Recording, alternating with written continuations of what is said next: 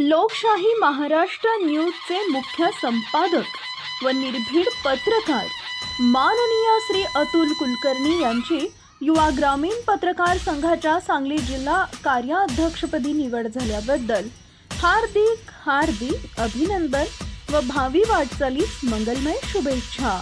शुभेच्छुक माननीय हेमंत चौगुले, माहिती अधिकार संघटना जत, सर्व पदाधिकारी जत।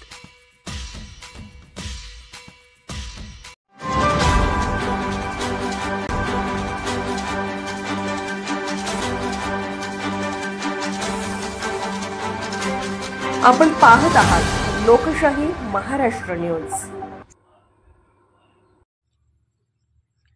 महाराष्ट्र राज्यातील बाल सुरक्षा विषयावर कार्यरत स्वयंसेवी संस्था प्रतिनिधींसाठी पुणे येथे क्षमता बांधणीसाठी 3 दिवसीय प्रशिक्षण।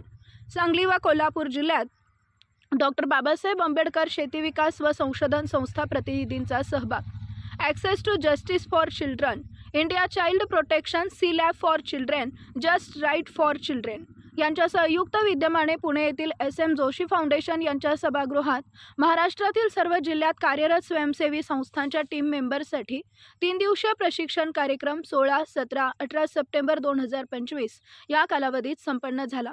साधन व्यक्ती म्हणून दिल्ली येथून जस्ट राईट्स फॉर चिल्ड्रन प्रकल्पचे राष्ट्रीय समन्वयक राजीव भारद्वाज, टीम मेंबर चंदन बर्मन, अभय अवस्थी, जिन्सी जॉन माधव घोडके यांनी बाल संरक्षण विषयावर मार्गदर्शन सत्र घेतले। महिला व बालविकास विभाग आयुक्तालय पुणे येथे जॉइंट कमिशनर राहुल मोरे यांची शिष्टमंडळाने घेतली भेट। महाराष्ट्र शासन व महिला बालविकास विभागचे जॉइंट कमिशनर राहुल मोरे यांची महाराष्ट्र राज्यातील सर्व स्वयंसेवी संस्था प्रतिनिधी यांनी जस्ट राईट्स फॉर चिल्ड्रन प्रकल्प राष्ट्रीय समन्वयक राजीव भारद्वाज यांच्यासह कार्यालयात भेट घेऊन समन्वय संवाद विकसित करण्यासाठी आवाहन केले। त्या सकारात्मक उत्साहवर्धक प्रतिसाद मिळाला।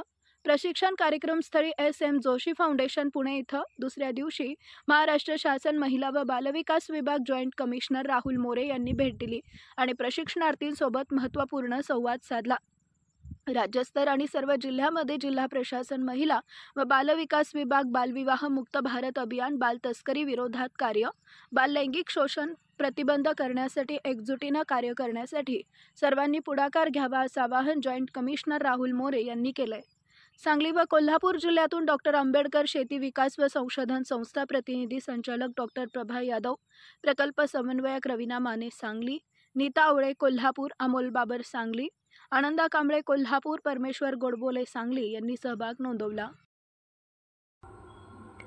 लोकशाही महाराष्ट्र न्यूज चॅनलला लाईक करा, शेअर करा आणि सबस्क्राइब करा।